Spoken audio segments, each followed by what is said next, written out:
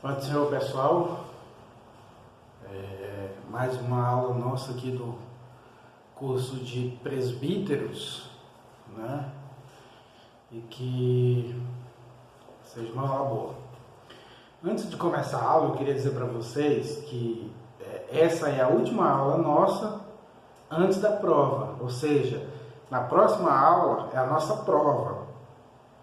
E aí vocês têm que prestar atenção que essa prova vai estar na plataforma para vocês fazerem essa prova, né? Tem que tirar uma nota no mínimo de 7.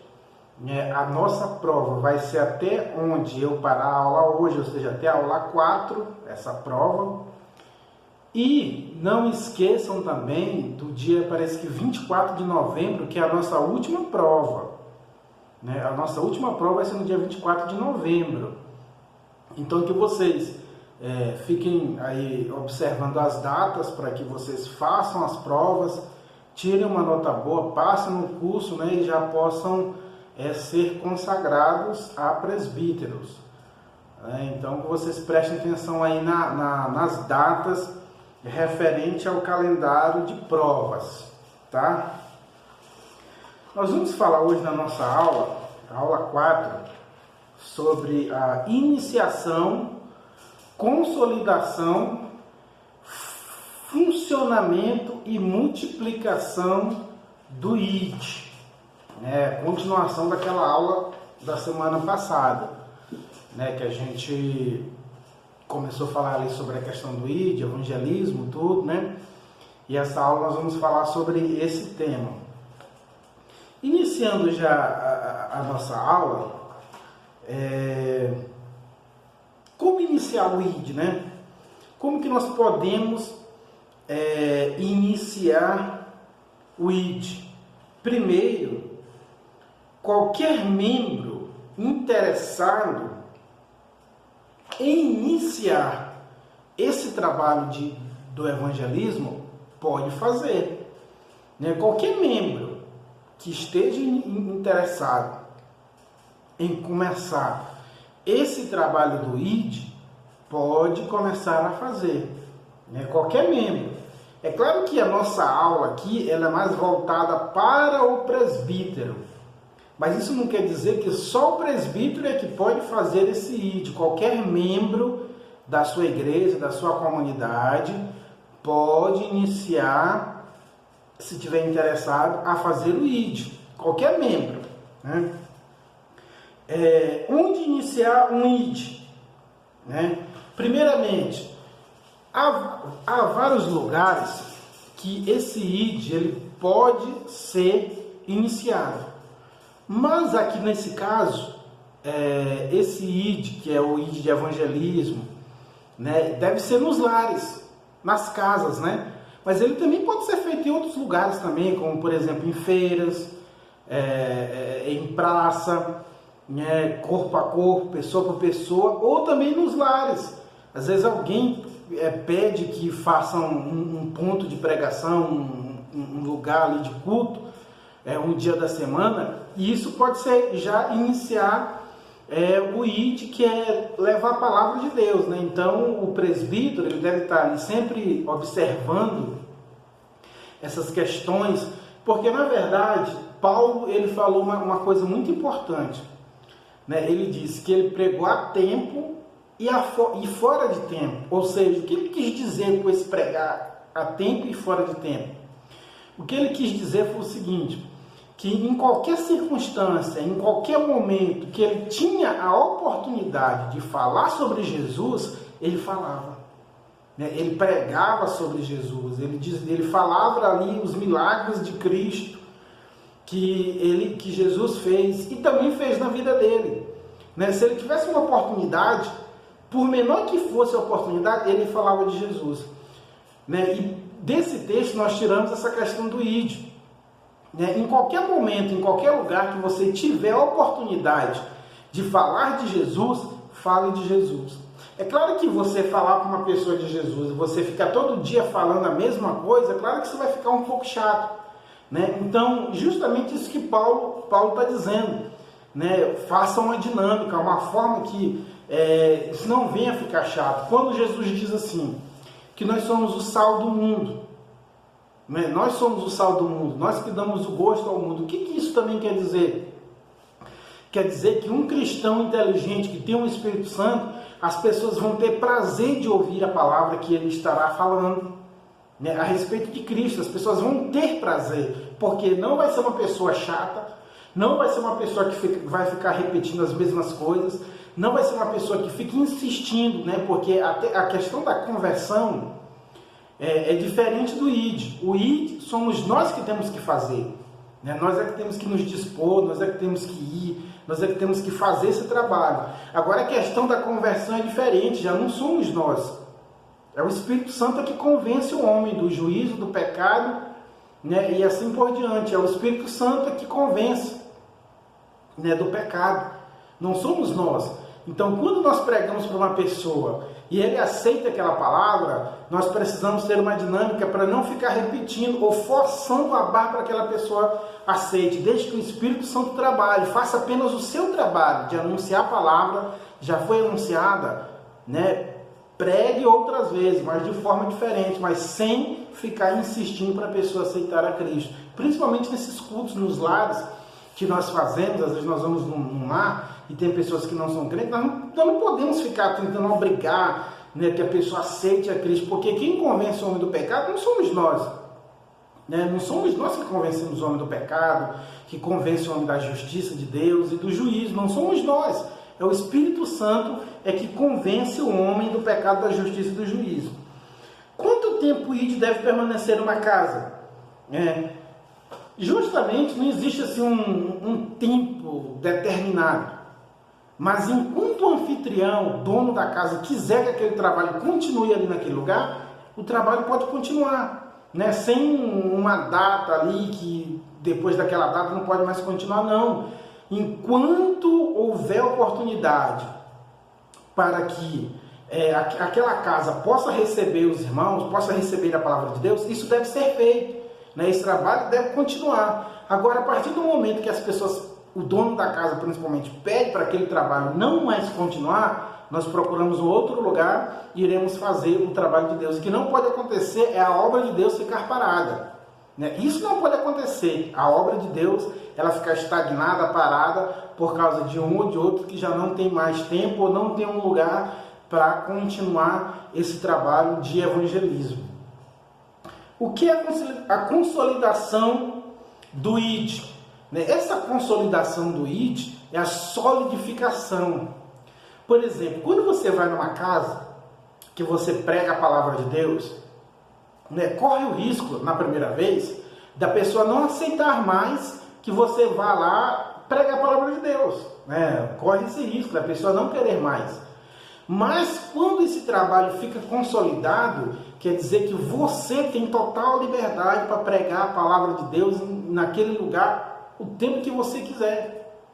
Esse já é um trabalho consolidado. As pessoas vão lá, às vezes a pessoa aceitou a Cristo, às vezes ele mesmo só quer que vocês vão fazer o culto, mas ele convida os vizinhos, traz pessoas para ouvir. Isso é o que nós realmente queremos, né? Que tenha pessoas lá para ouvir a palavra de Deus, para que Deus ele possa trabalhar na vida dessas pessoas, que é justamente através desse momento que Deus ele vai ocupando ali um pouco de espaço na vida das pessoas. E provavelmente, como eu falei para vocês, o Espírito Santo faz a obra. Simplesmente assim. O que é a multiplicação do ID? O resultado da frutificação. Justamente a multiplicação do ID é o resultado da frutificação. Quando nós iniciamos um trabalho assim, na casa de uma pessoa, em um lugar que nós temos a liberdade ali de ir pregar a palavra de Deus, né, às vezes ninguém aceita Cristo. Com aquela pregação que nós iniciamos, ninguém aceita Jesus. Né? Parece assim que nós estamos fazendo um trabalho em vão. Mas como eu falei, né, quem dá o crescimento da obra não somos nós, é Cristo. E a partir do momento que esse trabalho começa a frutificar, né, justamente essa é a multiplicação do ID. Né? Então, às vezes, por ter multiplicado muito, dependendo do tanto, nós podemos dividir, né? Dividir em grupos, mais um grupo para estar ali pregando a palavra de Deus, às vezes em um outro lugar, né? E isso é importante, nós visarmos essa questão da multiplicação, né? Porque a obra de Deus é isso, né? Quando nós iniciamos um trabalho, não é que nós vamos lutar para aquilo crescer pela nossa própria vontade, é o Espírito Santo que dá o crescimento. Mas nós precisamos fazer a nossa parte e já começar a projetar. Quando o Espírito Santo multiplicar, precisamos, às vezes, em um momento ou outro, dividir, né? Um fica em um lugar, outro vai para outro, para que o trabalho ele se expanda, ele cresça, né? O bom presbítero, ele tem que ter essa visão de águia, né? Uma visão melhor do horizonte. E quando nós temos o Espírito Santo, justamente o Espírito Santo nos dá essa visão, para a gente enxergar o mundo, assim com uma visão de água, olhar o horizonte bem mais distante, o que pode acontecer, o que pode estar vindo após, né, esse trabalho iniciar. Então a gente já começa a se planejar. Quando isso acontecer, nós não seremos assim pegos de surpresa, mas na verdade já temos planos para esse tipo de trabalho, né? Já estamos ali justamente esperando que isso realmente aconteça. Por que o ID deve se multiplicar? Justamente porque o líder precisa ter uma pessoa para que ele possa cuidar, né? Para que ele possa cuidar daquela pessoa, né? Então, justamente por isso que esse ID ele precisa se multiplicar, porque líderes vão sendo forjados, sendo trabalhado a cada dia, né? Ninguém nasceu sabendo pregar, ninguém nasceu já conhecendo alguma coisa da Bíblia, ninguém nasceu sabendo administrar um trabalho do Senhor, ninguém nasceu assim, né? Nós vamos aprendendo ao longo do tempo da nossa caminhada cristã, nós vamos aprender, e é justamente por isso que o trabalho, o ID, ele precisa se multiplicar, né? Ele precisa, nós precisamos dar filhos, né? Ou ovelha gera ovelha, vamos dizer assim, né? E o trabalho vai multiplicando, pessoas vão chegando para Cristo, o reino de Deus ele vai crescendo, e é justamente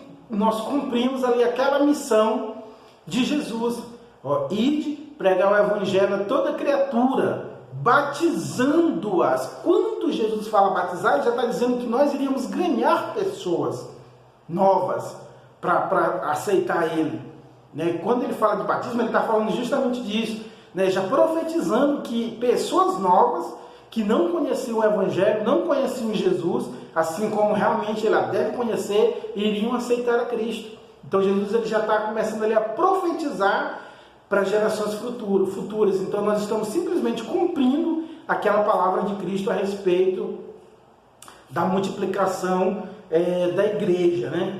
Como proceder para multiplicar o ID?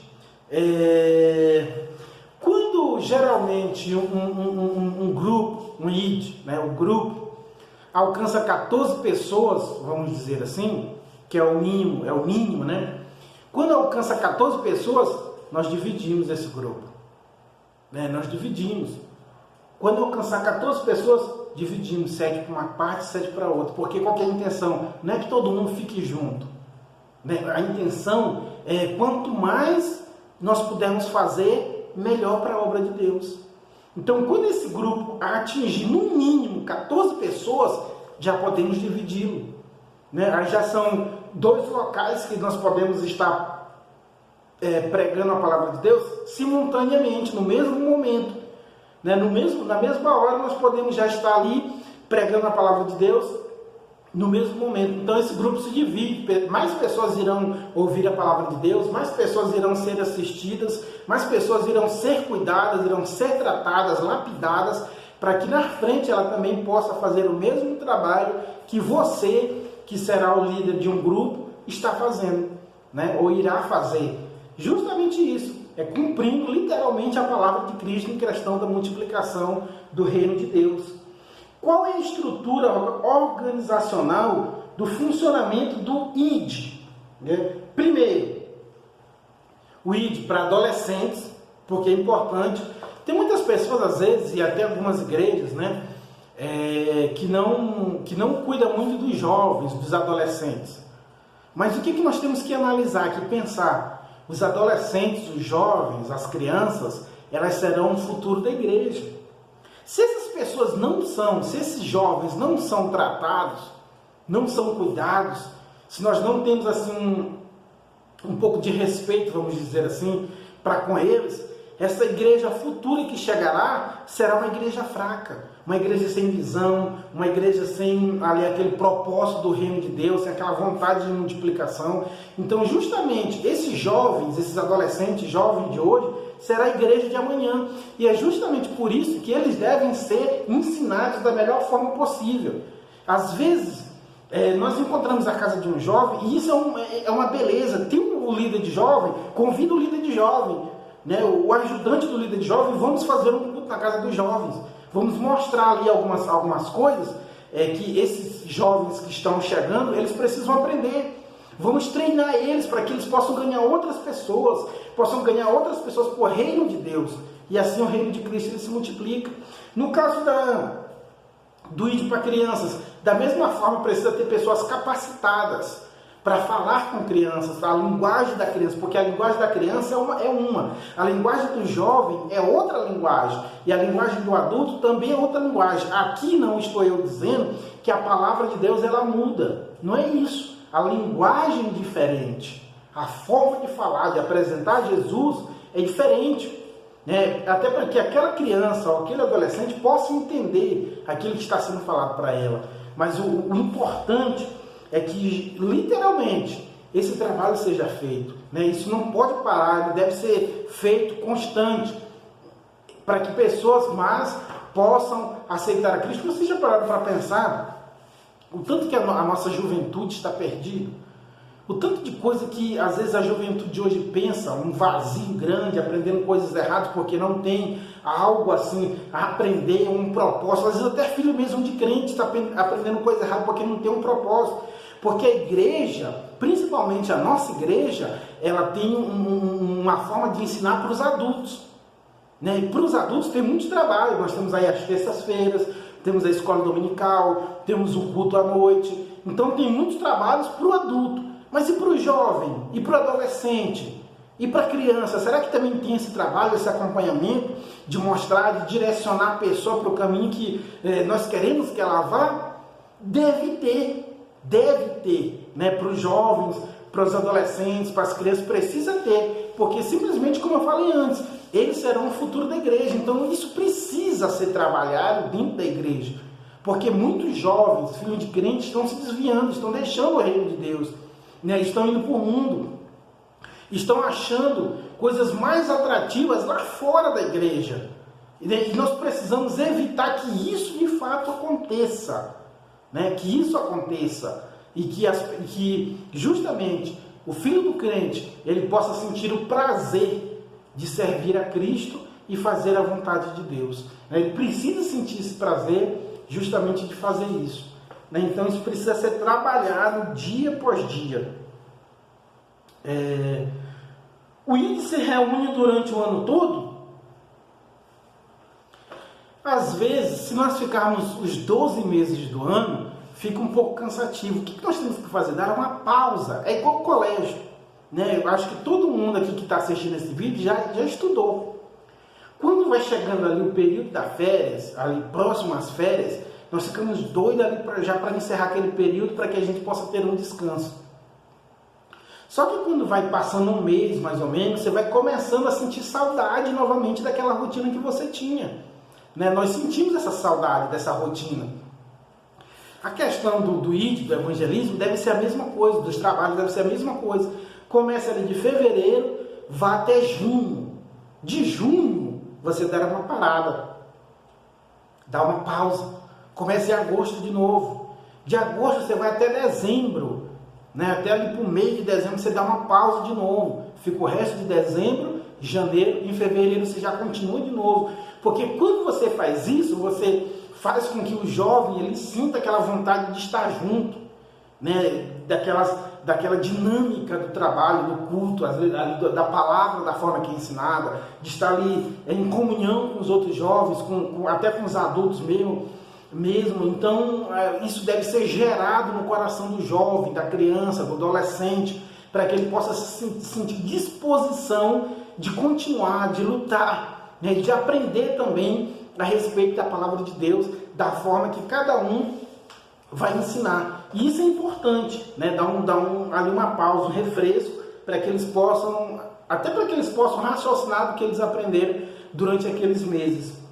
Qual é a estrutura organizacional do funcionamento dos IDs? Aqui eu já falei quais são as funções e responsabilidades de cada componente. Temos aí algumas funções, né, de cada componente, de cada pessoa ali que participa ali do grupo. Cada um tem um papel fundamental nessa tarefa de evangelização, às vezes nas casas, ou às vezes mesmo mais nas casas, nesse caso aqui do ID, mais nas casas, de que um culto na feira, um culto na praça. Porque o culto na praça, nós vamos lá, pregamos a palavra de Deus e deixamos lá a semente. E aí entra aquela palavra também de Jesus, né? Que algumas sementes caem em terra boa, outras em terras más, e assim por diante. Nas casas, só que nas casas nós temos mais contato físico com as pessoas, né? Estamos ali olhando olho no olho, estamos pregando a palavra de Deus, eles estão olhando para as pessoas, vendo a reação de cada um, né? Então é um pouco diferente.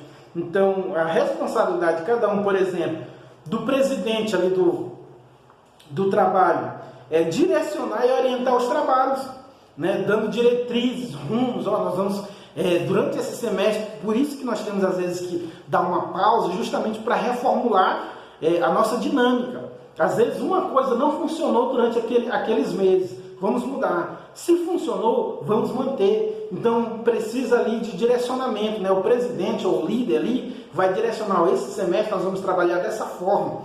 E aí já convida ali todos os componentes, né, faz uma reunião e informa isso para eles, para que todos eles possam ficar ali orientados do que eles irão fazer, qual vai ser a nossa meta durante aqueles meses que nós iremos estar trabalhando ali com algumas pessoas.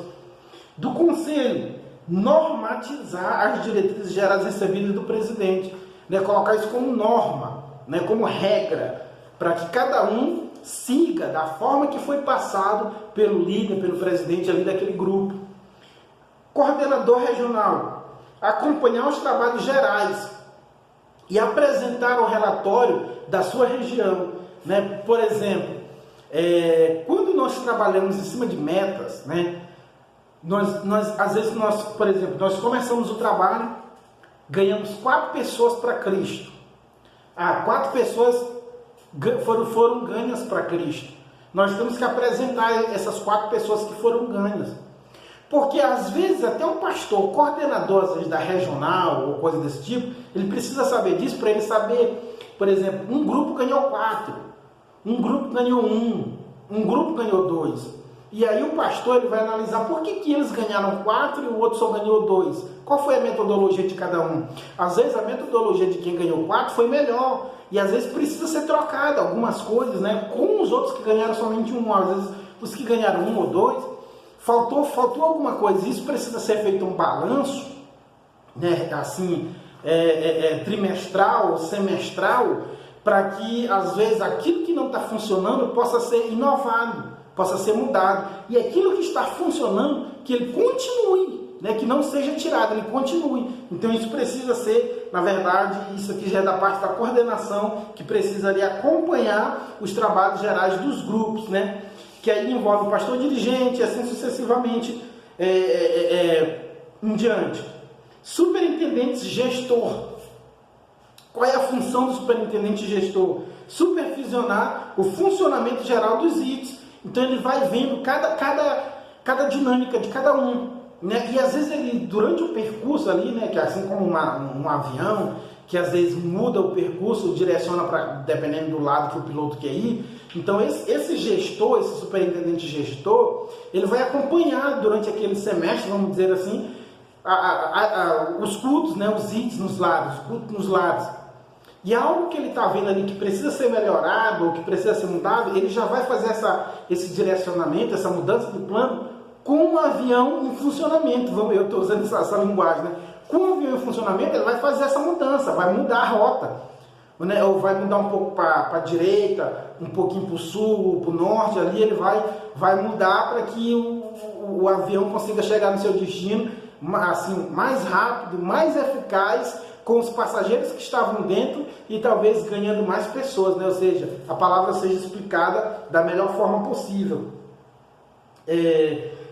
O superintendente gestor, o coordenador, acompanhar o trabalho do líder sobre a sua responsabilidade, né? Esse já é o trabalho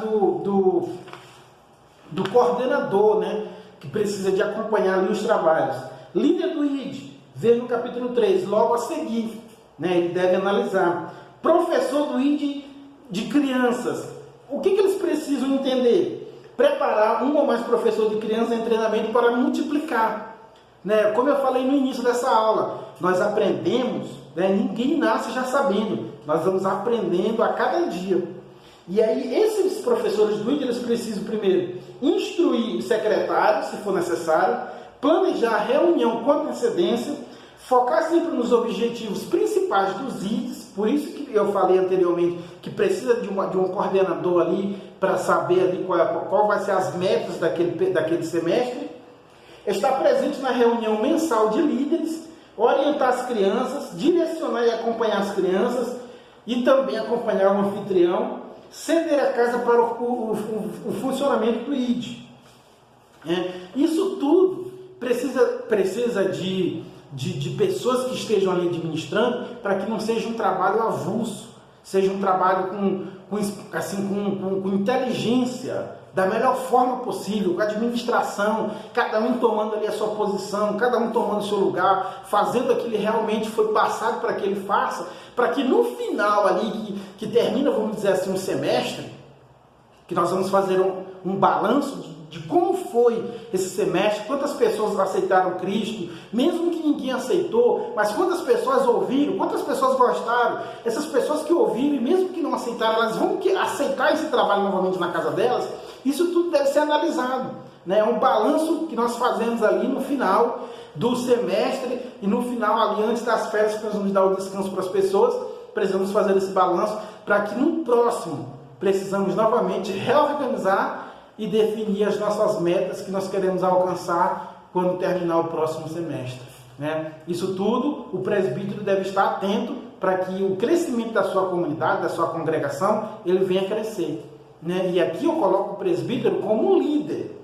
Nem estou colocando o pastor, estou colocando o presbítero como líder, porque um presbítero ele pode sim ser um supervisor ali para direcionar, trazer metas, conversando sempre com o seu pastor, e direcionar pessoas e treinar pessoas para que outras pessoas possam assumir em determinado momento algum trabalho ou não, né?